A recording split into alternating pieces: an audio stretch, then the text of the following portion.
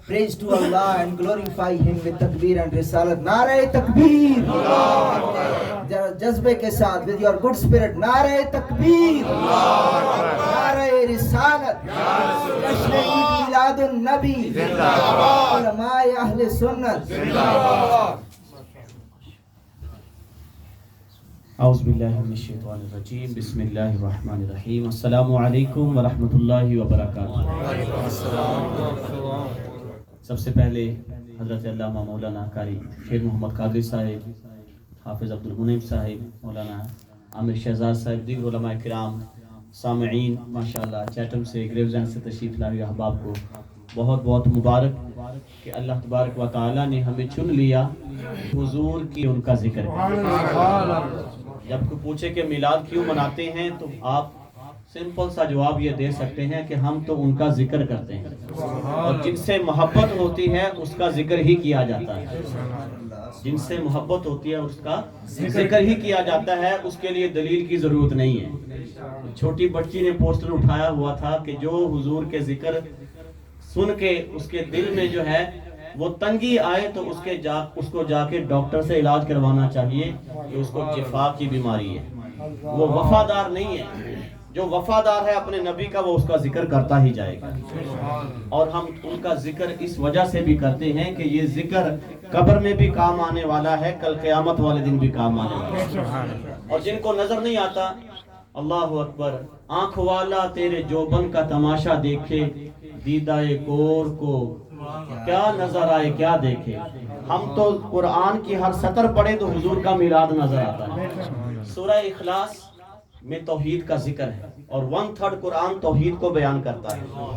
سورہ اخلاص کو بھی پڑھیں تو ہمیں تو حضور کا میلاد نظر آتا ہے۔ بہت سارے پوائنٹ، ایک واقعہ عرض کر دیتا ہوں۔ رسول اللہ صلی اللہ علیہ وسلم کے ایک صحابی تھے، وہ جب بھی نماز پڑھتے، ہم بھی نماز پڑھتے، سورہ فاتحہ کے بعد کبھی سورہ فیل پڑھی، کبھی سورہ قریش پڑھی، کبھی کوئی دوسری سورت پڑھی۔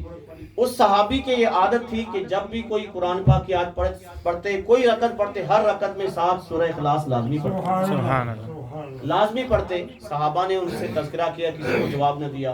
حضور سے شکایت کی، یا رسول اللہ صلی اللہ علیہ وسلم، آپ ہم میں موجود ہیں، آپ نے یہ کبھی نہیں کیا۔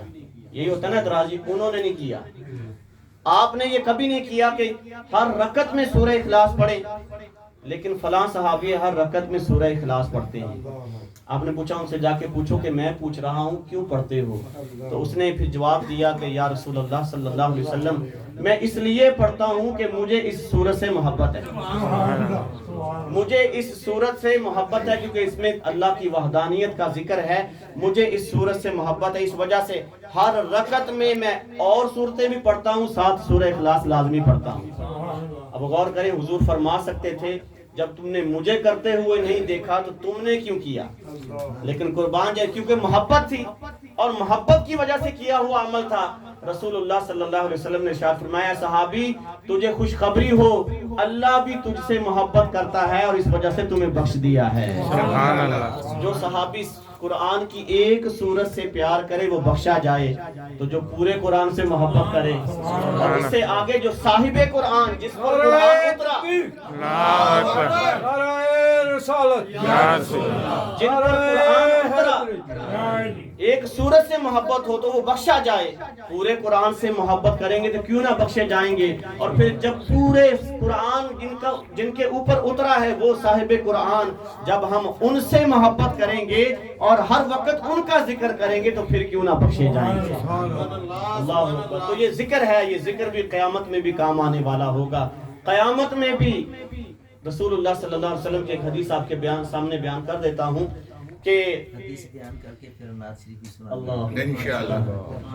تو صحابی فرماتے ہیں کہ قیامت والے دن رسول اللہ صلی اللہ علیہ وسلم نے ارشاد فرمایا کہ گروہ گروہ ہو جائیں گے، ہر گروہ اپنے نبی کے ساتھ ہوگا، اور وہ اپنے نبی سے کہیں گے، عرض کریں گے، یا فلان اشفع، یا فلان اشفع، اے ہمارے نبی ہماری شفاعت کیجئے، حتی تنتہی الشفاعت الی النبی صلی اللہ علیہ وسلم، یہاں تک کہ سارے کہیں گے اذهبوا الی غیری نفسی نفسی، کسی اور کے پاس جاؤ، آج بڑا سخت دن ہے، آج ہمیں اپنی فکر ہے، تم کسی اور کے پاس جاؤ، یہاں تک کہ سارے اولین و آخرین نبی کے قدموں میں جمع ہو جائیں گے۔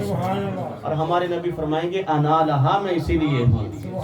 آپ کا ایک نام ہے الحاشر، انا الحاشر الذی یحشر الناس علی قدمی۔ رسول اللہ نے ارشاد فرمایا میرا نام ہے حاشر، کہ جس کے قدموں میں اولین و آخرین جمع کر دیے جائیں گے قیامت کے دن۔ قاری صاحب نے حدیث بیان کی، میں اس کو مکمل کر دیتا۔ الا وانا حبیب اللہ، میں حبیب ہوں، ولا فخر، اس پر کوئی فخر نہیں ہے۔ قیامت کے دن لواء الحمد بیدی یوم القیامہ ولا فخر، قیامت کے دن لواء الحمد ایک جھنڈا ہے، حمد کا جھنڈا، وہ میرے ہاتھ میں ہوگا۔ اولین و آخرین سارے لوگ اور سارے انبیاء میرے جھنڈے کے نیچے ہوں گے، ولا فخر، لیکن اس پہ فخر نہیں ہے۔ اور قیامت کے دن جنت کا دروازہ سب سے پہلے میں کھٹکھٹاؤں گا اور سب سے پہلے میرے لیے کھولا جائے گا، ولا فخر، ولا فخر، لیکن اس پہ فخر نہیں ہے۔ تو ہم یہ جھنڈے اس لیے اٹھاتے ہیں، نبی کا جھنڈا جہاں جہاں نبی گئے تھے جھنڈا ان کا ساتھ تھا اور قیامت تک ساتھ رہے گا۔ حضور مدینہ طیبہ تشریف لائے، جھنڈا ساتھ تھا، بدر میں گئے، احد میں گئے اور خندق میں گئے، خیبر کے موقع پر میں آج جھنڈا اس کو دوں گا جس کے ہاتھ سے اللہ تعالیٰ مسلمانوں کو فتح عطا فرما دے گا۔ علی کے ہاتھ میں جھنڈا آیا، آپ اپنے ممبر پہ بیٹھے ہیں، آج جھنڈا فلاں کے ہاتھ میں، جنگ ہو رہی ہے، آپ ملاحظہ فرما رہے ہیں، فلاں کے پاس میرا جھنڈا ہے وہ شہید ہو گیا، فلاں کے پاس میرا جھنڈا ہے وہ شہید ہو گیا، یہاں تک کہ اب جھنڈا آیا ہے اللہ کی تلواروں میں سے ایک تلوار کے پاس، حضرت خالد بن ولید کے پاس، اور اس کے ہاتھ سے اللہ نے اسلام کو فتح عطا فرما دی ہے۔ یہ جھنڈا تو جہاں جہاں حضور جا رہے ہیں ان کا جھنڈا ساتھ ساتھ جاتا ہے۔ ہم جھنڈا اس لیے اٹھاتے ہیں کہ قیامت والے دن نبی کے جھنڈے کے نیچے ہمیں جگہ مل جائے اور ان کی نظر کرم ہو جائے، تو پھر دو جہاں میں بیڑا پار ہو جائے گا۔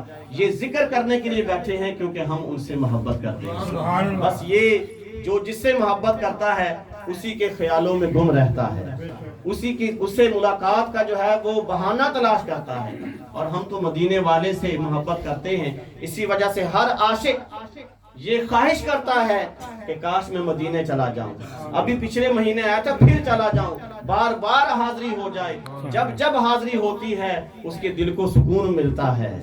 تو اللہ تعالی ہم سب کو بھی حاضری مدینہ نصیب فرمائے، حضور کے میلاد کے صدقے میں اور قیامت کے دن ان کے لواء الحمد کے نیچے جگہ عطا فرمائے۔ اللہ تعالی ہم سب کو بار بار مدینے بلائے، اور حضرت عمر فاروق بھی یہ دعا کیا کرتے تھے کہ یا اللہ مجھے نبی کے قدموں میں ہی شہادت کی موت نصیب فرمانا اور اسی شہر میں مجھے مدفن بھی عطا فرمانا۔ اللہ تعالی ہمیں بھی نبی علیہ السلام کے قدموں میں جگہ عطا فرمائے۔